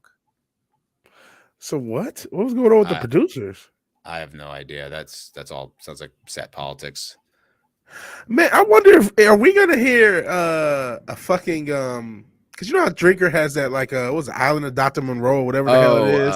Production hell. Yeah, production hell. Is there gonna be like a production hell on this Mad Max and we find out even more stuff? Like is this the canary in the coal mine for how much of a craziness that this movie was to get made? Yeah, Cold Era says sequel will be You Mad Max. There you go. That's funny. Central Dildo says, oh, Bish, please, like he's gonna do something to you on set. I mean, she's probably more making a point than anything. I don't think she probably didn't really feel that vulnerable. I mean, she's a movie, like it's, you know, but she's being a bit dramatic in that, but she's probably just so fed up with this motherfucker. Like she has to make a stink somehow. Like he's holding up the, you know, it's her time too. You know what I mean? Like she said, she's got like a kid, like a new kid. So she either wants to FaceTime with him or be there if he's around or whatever the hell her obligations are. She didn't schedule in waiting for this prima donna to get enough balls to show up. Yeah, like I said, it's, you know, 3 hours, and they have to make a special request. So this is something every day. And I mean, it's something to being alone and exposed. Yeah, it's a big cringe. She is talking, this I mean, actor it's a very female thing. It's like I feel like their feelings are the most important thing in the world. So she felt, so that matters, I guess. It feels But so vulnerable. yeah, but I mean, still like it's. I'm so far. I'm with her. I'm with her. Like it's very tiring to do that job. It's like it's a lot of people working hard, a lot of money, and you're being a fucking diva. Show up, bitch. Get out of your trailer, Lindsay Lohan. Yeah. I want to know what else is there to this. Like, is there more? Oh, let's see. Let's see. Is there more to it? Like, is there like I said, production hell? Was this just one of those movies that was just a nightmare to be made? Because it's weird that was even being tolerated by everyone else. I get that Tom Hardy is a star, but I almost feel like, as far as starring roles at this point, all he had was Bane, right? Yeah, I think this was his ascension into being a big star. This was a huge break for him. Yeah. So you would think there's like, hey man, you're just a guy from the Batman movie. Could you get the fuck out the trailer and just show up? Like what's going on? Yeah. No, yeah. I mean, even if you are big, doesn't matter. Get on set. Charlize is there. You're not. Yeah. Show up, motherfucker. Said Marcel also said the fight between the lead actors came from a really intense period in an intense place. Though she claimed that family was made there and family loves and hates each other. She explained that Hardy was very physical and all over the place and would try different things, whereas Theron was cerebral and very consistent in the way she approaches a character. They're both powerhouses, but in very different ways of working, which is weirdly why the film works. It's all pouring out on screen. I mean, that's just spin. That's all just PR. Yeah. In hindsight, Theron thought it would have been smart for us to bring. Okay, you understand the needs of a director, blah, blah. All right. So I think that's pretty much everything. Yeah. Because then she's going to get into it is a big cringe in Hollywood. I need a female who's vulnerable. Like, all right, get it. I'm just trying to see like somebody like punch someone or break something or set something on fire. I don't see that. It said so. Golnick noted that he was a different person by the end. He said he and Theron appeared to warm up to each other after shooting scenes later in the production. He said that Hardy was a lot easier to deal with, a lot more cooperative, more compassionate. And he's such a method actor that I think he took the arc in a literal sense. Huh. Dude, like I heard like Judi Dench like scoff at the idea of being in character all the time. Like just kind of be like, I don't know what that's all about. Like, yeah, because it seems pretty crazy. As you said, like a lot of a lot of a day of shooting is standing around and doing stuff and like not doing stuff, I should say. Yeah, for the actors, for sure. I mean, for the actors, so you sit and holding most of the time. That's my thing. To be sitting there just stewing as a insane character or whatever it is for hours in, just for a few, whatever of shooting, seems insane. I can understand like maybe an hour before and after shooting, like you just kind of want to be left alone. You want to be in your own zone and like psych yourself up into the thing and like try to remember where the character's at right before the thing and like build yourself into that so that when you show up on set, you're just explosive and you're there. I get that. But like if you're torturing people with your process, it's like, dude, like gross, like that's self-indulgent. Yeah. Yeah. Like, don't call me by my name. Call me by my character's name. Like, fuck you. Yeah, that's too much. Yeah, I don't know. It's just pretty lame. Gomer Kyle asked if I was a method actor. I trained in method. That was the first like thing. I didn't believe in it though. I thought it was pretentious as hell. Like the exercises they would have us do, man. It would be you'd sit in like, first of all, you always had to do like these breath work. You'd be like, no, you'd have to like feel your breath and make these sounds associated with it, and then you'll be like, it's so lame, dude. If you witness this, you'd be horrible. It's so much cringe. But some of the activities they would do is you'd have to close your eyes and imagine you had a cup of hot tea. What does it feel like? Can you smell it? Really focus on, and it was like you were supposed to have this really have the experience so that you could portray it or something. It was so floofy and pretentious. I never believed in it. And the best actors I saw never did anything like that. That just seems ridiculous. Like I could not have been an actor because I would have like done that day 1 or 2 and say, yeah, I'm done. It's so lame. so much of this, like some of it has value. Like there's a breath work. There's really weird exercises, but they do actually affect your instrument. It's what they call your body when you're an actor, is your instrument.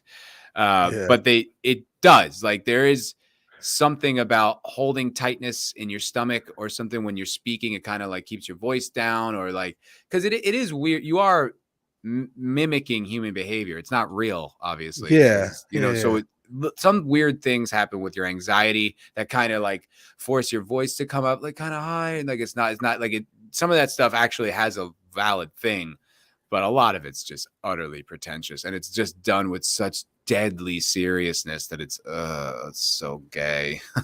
Yeah, I get the breath stuff because that is like an anxiety, like almost meditation type thing where you gotta get people to chill out. But shout out to the chat. You guys say we don't read you. Shout out to Code Arrow with Meth Head Actor, and then Godzillionaire went hip hop, which I appreciate. Method Matt and the Williamson Tang Clan. And yeah, shout out to Method Matt. And close your eyes and imagine you have a personality. I mean, that's kind of it, you know. It's just sort of, I don't know. And it's so there's so much douchey stuff that goes on in the world of acting. Like I remember you would just see like actors like just performing emotions, like just to do it, like just to like not to tell a story, not to like invite, just so they could show you their emotion. Like it's so gay. Like it's just, what is this? Like it, and the teachers be like, that was great, really good work. I'm like, it wasn't good work. That was terrible. That was self-indulgent shit. What am I sitting through? I guess, you know, I never really thought about that, like acting. I mean, you do imagine it's hard, you know, or whatever, to be a really good actor, and you can tell when you get bad acting. But I've never really thought along the process that it takes to become an actor and the training and stuff, and how kind of like you're mentioning. I'm like, this stuff sounds insane. I'm not saying it doesn't add up to good acting, but it's just like, what? Like, what is this? That's how I felt when I showed up to acting school. I'm like, this is what we're doing. Like, I'm like, how does any of this translate to like honestly telling a story with a human? How does that get there? And you don't know, so you just kind of go along with it. But like in retrospect, I'm like, no. And the best acting school I ever went to, we didn't do any of this. Yeah. Didn't touch any of it. None of it. I mean, you could, you know, they were offered like breath work classes and stuff as separate workshops if you wanted to go do that, but it wasn't part of the fundamental thing. And I saw brilliant acting all the time. I saw acting and stuff that brought me to tears in acting classes. Like it, oh wow, there was tremendous work being done, and nobody was like sitting outside. Like there was none of that. Like, so how come they were able to access it without any of that bullshit? Yeah, and then when you're talking about the crazy breath, like I can again imagine control your breathing. I think even with doing broadcasts, they mentioned it. I mean, I went to a shitty community college, so it wasn't like we're gonna get the experts, but they mentioned you want to like control the way you breathe. There were some techniques that I forgot about, like making sure you can complete a sentence without fading out at the end and shit like that. And I forgot all of it. If I'm doing it, it's all an accident. But there were things that, okay, you need to be conscious of your breath when you're talking about talking. I do understand that. But some of the weird shit is like, I don't get it. Gomer Kyle saying, I was saying that to see if I could get any pointers. I mean, the most important thing in acting is understanding exactly where your character's coming from at any given moment. Like doing the book work to know where he is on that line, how he feels about the other line coming at him, like what his motivations are to be even being there. Like that's the most important stuff, is the work, the hard work that you have to just put in to study the shit out of that text and do it over and over and try different angles on it. Like we used to do this thing called bad acting exercises, and you would just kind of take like a really broad character, like, howdy, I'm from the South. And then you would do like the lines like that. And because you're not taking it any kind of seriously, suddenly the point of view would just appear because you're just trusting your instincts and you're just doing it naturally, like make believe. It's why kids are such unbelievable actors, because they just don't, they don't have to pretend. They get so right there. It's so accessible. So you try different shit like that. But it's really what I found was the most important thing was just knowing your character, knowing the moment, knowing their point of view on it, you know. And yeah, that would be my advice, is put the fucking time in. I mean, Anthony Hopkins reads his script like 200 times or something like that before he performs them. Yeah, actually, you mentioned Robert Downey. I think he does something like he if I remember correctly, like reads it frontwards and backwards till he remembers every line And everyone of else's lines. every else's line, not just his own, just every line in the entire script. It's a good tool to have because nothing worse than like realizing once you're on set that you are not prepared for this. It's so embarrassing, and you just then you lose your confidence, and it's hard to do the work right. Yeah, I had so many imagine. things where I figured it out after I shot it. Like fuck. Oh man, Yeah. did you show up unprepared before? Like, oh man, Yeah, I mean all the time. fuck. Because a lot of times you don't have the time to prepare. Sometimes you get Yeah. the job and have to be there tomorrow. Like it's not. Yeah, There's not always a lot of time to do all the work. You know, that's. I mean, they talk about that with acting all the time. I mean, it's like you really like with a theater production, you have months of rehearsals and all this, time to really get into the character and like explore it. And a lot of that hard work will come out of just doing it over and over. Like you don't have to go and do the work. It's just, repetition. Yeah, and so it just naturally will come out. But in film and television, it moves so fast, you don't really have all that luxury time. So you need to put the work in. And sometimes I would fucking show up and not do a good job. I mean, we saw some of my work. Wasn't all fucking brilliant.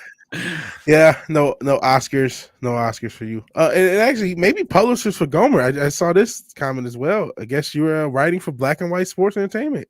Congrats, cool. Gomer. Congrats, brother. Yeah. Way to And, go. hey, tell them about. I don't know if you saw my Sports and Rig stream. Check it out if you haven't. I think you were there, so I'm pretty sure you saw some of it. But let them know about that. Let them know that there's people who think sports are rigged. Yeah, are you on Twitter, Gomer Kyle? Because I'll follow you to see those articles so we can talk about them. Yeah, I haven't. I want to do a sports channel at some point this year. I would like to talk more about those sports things. I think there's a lot of. I mean, if we focus so much on wokeness, there's still some of that there, but there's just a lot of interesting stuff that happens in sports. I saw that dude that we were supposed to have on started following me on YouTube, like subscribed. Cool. So I was like, all right, cool. Like maybe we can talk to him one day. Yeah, I would love to talk to him. And like I said, sports still has an interesting thing. I do think it's rigged, but it's still. I mean, there's still a lot of interesting stories and stuff that comes off of it. I still watch parts of it. Who cares? Yeah, I mean, I'll still watch it. Like I get into it. It's like there is like that kind of weird cynicism, but I don't know. Is it that big of a deal anyway? Sports as a whole, to me, have like fallen off the past few years anyway.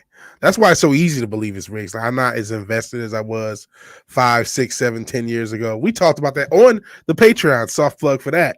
We were talking about, what was that? Coolest Anti-Football Pussies, volume 1 and 2. Check out both episodes. Newly Crime Squad members.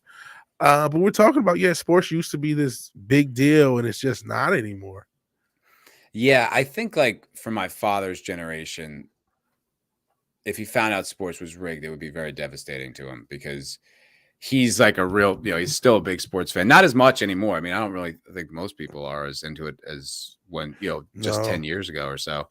But like, yeah, because I remember all my father's friends and like, they're all so into sports. And like when I was a kid, like I was kind of into it, but not like that into it. But they were, I mean, all of them, like they, it's all they talk about. It's like that's their pastime is watching sports.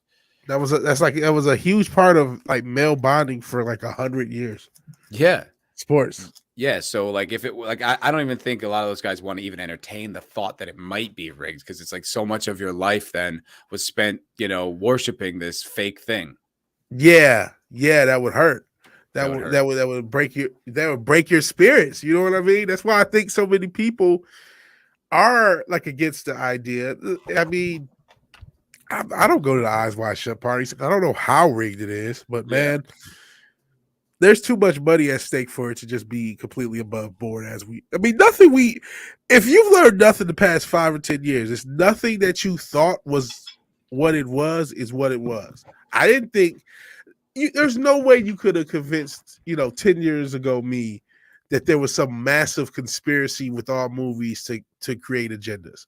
I would have seen different agendas and shit, but like I couldn't imagine what we have with this wokeness and everything else and these whisper networks and these cliques and all this stuff to create all these fucking agendas about race and gender and everything else until I experienced it. until I'm like, no, this is absolutely a real thing. This is absolutely something these mega corporations and all the underlings are doing. This is real. You know what I mean? You have to kind of see that. And I think, you know, sports are almost, for me, it's like 2018 or whatever. Like, something's up. I don't know what it is, but something's up. And then when I found that guy's channel and a bunch of other channels, started doing my own research while putting together my stream. Please check out my stream. No one watches my stuff. And sub to Sam while we're talking about subbing to people.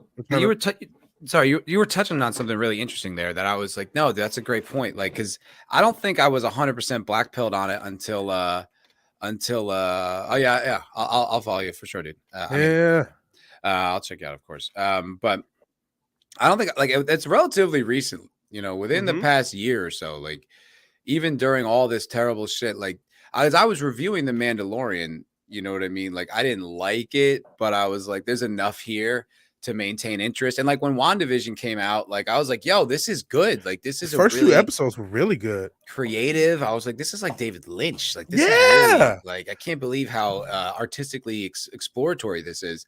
And then it just all turned into be the same shit. And so it's like somewhere along, and that we were watching WandaVision right when I moved to Austin. So that hasn't even been a year. Yeah. And like, so it's somewhere over the past like year, 6 months where I was just like, I have no more hope for it. Like, I have given up. They have made it way too clear that there's a unified agenda. Like, it was kind of similar to my time in Hollywood where like I just would kind of keep hoping that I would find someone who wasn't completely cooked. But it was like, you know, only until just years and years and looking back where you're like, oh no, it was either everybody or people who were way too afraid to, you know, contradict it and be any different. It's just like, oof, you know, it's like, wow. So it takes time. And I guess maybe I'm there and I'm like, why aren't you? You know, like, and it still does sound crazy if you didn't have so much evidence to support it. Yeah. And I think we got to be conscious how crazy it sounds because we're so deep into it. And we're doing this all the time, especially us, me and you in particular. But even you guys in the chat, you know, you guys watch, you're going to watch this. You're going to watch a bunch of other creators that are more popular and talented than us. You're gonna watch, you're gonna watch Gary. You're gonna watch Gary, your ass, your drinker, whatever you know you fancy, your Doomcock. I know I'm a little low on the Doomcock thing, but I still like him. But you know, whatever it is you fancy, you're gonna watch that. You're gonna probably maybe check out an article into Unbounding, and you're gonna understand what's going on. And you know, your cousins, friends, neighbors, if they, you know, some of them may get some of it. But if you told them the whole thing, they'll be like, "Oh man, this person's a tinfoil hat, crazy person." You know what I mean? Yeah, you have to like unravel it like one bit at a time. You can't give them the entire scope of it because it's too much to believe. It's like you're just like, what? I mean, that sounds insane, man. Like, and then even if you prove it, like, there's still too much cognitive dissonance because of how crazy that is. Like, you have to kind of slowly, like, you know, give them this to think about. You know, just think about that. And then, you know, one little more thing on top of it. But you can't just give them the whole story all at once because they just won't hear you. No. And I mean, because this shit sounds crazy, but it's true. And that's kind of been like a new wrinkle in my channel. And what I want to do, like, I want to show you, and even here too, like other things are just as crazy. There are a bunch of stuff in the world that you wouldn't have thought of, or sometimes I wouldn't have even thought of. And then you're like, oh, this is really insane. There's a whole thing about it. There's a whole quote unquote conspiracy about it. Because this is a conspiracy, but it's true. Yeah, man. And that the most solidifying thing for me was reading that Cynical Theories book. That was the one where I really got it. Because it was so mesmerizing when you're in Los Angeles and like I would meet people who didn't know each other, who were saying the exact, I mean, word for word, the exact same point with no spin on it at all. No personal lens, not even a personal interpretation, like they were programmed. That's why that NPC meme was so powerful, because I was like, that's exactly right. Like, it's weird. They just have these like set things that they just regurgitate and they all do it. And it's so fucking bizarre. But once I understood that it was a unified like programming thing, like, you know, the education was designed by that and has all these foundations, and you're, oh, that all makes sense. That I understand. It's still scary though. It's still scary. Still scary. even more scary is how like powerful they're becoming. Mm-hmm. You know how it's they've entrenched themselves in government and large corporations. These like diversity. What do they call them? The diversity coordinator or whatever. Yeah, diversity. Yeah. What type of job is that? Made up one. It's a made up one, but when you really think about it, it's actually like incredibly racist. Like incredibly racist. And you're the position that decides how much of what race you hire. Mm-hmm. And listen, the idea of diversity hiring is not new. I mean, we used to joke about the shit all the time. Every time you saw like a Walmart or a McDonald's commercial, they show a black person. Like, oh yeah, that's all you want us to work at.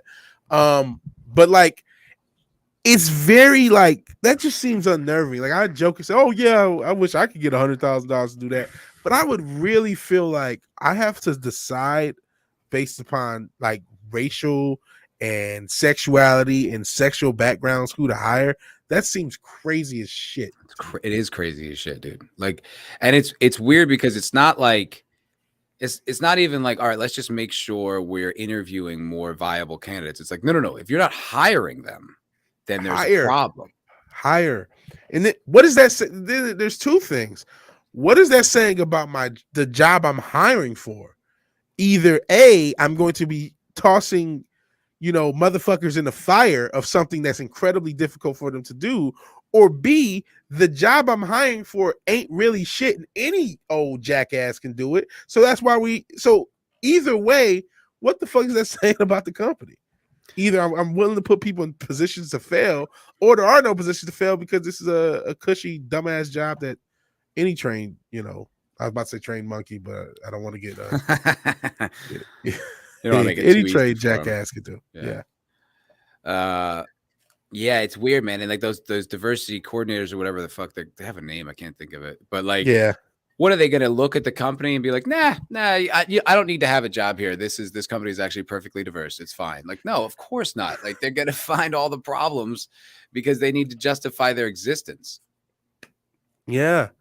Oh man, I was about to make a joke and then I thought, wait, they might. I was like, what does the NBA have a diversity coordinator? I'm like, wait, they're all straight. That's not diverse. And it's like, oh my God. Because that's another thing. No matter how diverse naturally your job is, it can always get another level. Everybody here is is non-white. Well, too many straight people. Everyone here is non-white and gay. Too many ableist people. That's exactly Seriously, right. You never stop. We'll find another, or not enough trans. They're gay, but they still got the same package they were built with. You got to switch that out. You're right. That's exactly how they view it, and it never ends. It will never stop until society is destroyed. It's crazy. Trans, disabled, lesbian, women of color. It's just, it's so weird. We were talking about that the other night. That was a really good conversation on the cocktail lounge. Just kind of like how annoying conservatives can be. Yeah. But like, bro, like it's weird because they were right. Like, what? About like, the downfall of America and the pussification and like they were all like they do such a bad job articulating it because it's so blunt. And like, like, that's why we need more church. And you're like, but like, it's like they're onto something. They're just so bad at expressing the point, bro. But it's like, it's like weird. It's like, damn, the conservatives were right all along. There is a liberal agenda to destroy the American family. Like, yeah, they were saying because I was, I think a lot of us may have been on the quote unquote liberal side when we were younger, but they say liberal, you're not young and liberal. You don't have no heart. If you're not old and conservative, you have no brain. Some shit like that. Winston Churchill. But is that Winston Churchill? I'll leave my Illuminati talk for him another day. In any event, a lot. I was all. How the hell can more? How can gay marriage ruin the family? That doesn't make any sense to me. It didn't connect to me. And honestly, it in and of itself didn't. But the idea of just like going down the rabbit hole of constantly pushing all of these agendas, like all totally ruin the family. Now, Tinder did way more to ruin the family than gay marriage. Let's just be honest. But the cultural mores shifting was the thing. It was the shifting away, the going away from church, going away from God. I don't care what you think about God. I'm sure there's people who don't believe in him, believe in a different one. there's like almost no doubt in my mind that the moral shift away from a country that believed in God has been a negative. And I can't, because of how morally depraved we've become as a society. There are so many things that we take for granted that you can say and you can do that you couldn't do back in the day. And some people will say that's a good thing, but like I was seeing something. It was a country. I want to say it was a South American country getting the right to abortion, and seeing some of the comments, and it's just like, bro, y'all are like, I'm not saying like y'all are killing kids, man. And you guys are celebrating this. I'm not saying that abortion should be illegal. It's a huge, it's like, but now we, I mean, like we're not oppressed. It's like, I don't know if you're really like sussing out the nuance of this particular issue very well. Like, no, I get what you're saying, kind of, but it's a pretty dark thing you're talking about here. And it should be celebrated, and it should be celebrated. I'm not saying it should be illegal, but I don't think it should be celebrated either. No, and it's kind of like the celebration is going back to the point you were just making about like the shifting of values, because it's not, to me, it's not even the like moving away from the church and this. I mean, that's definitely, I'm completely on board. Like, but it was the moral shift. But it's like, because it's not even, it's not just like, oh, we value gay people more. It's like, no.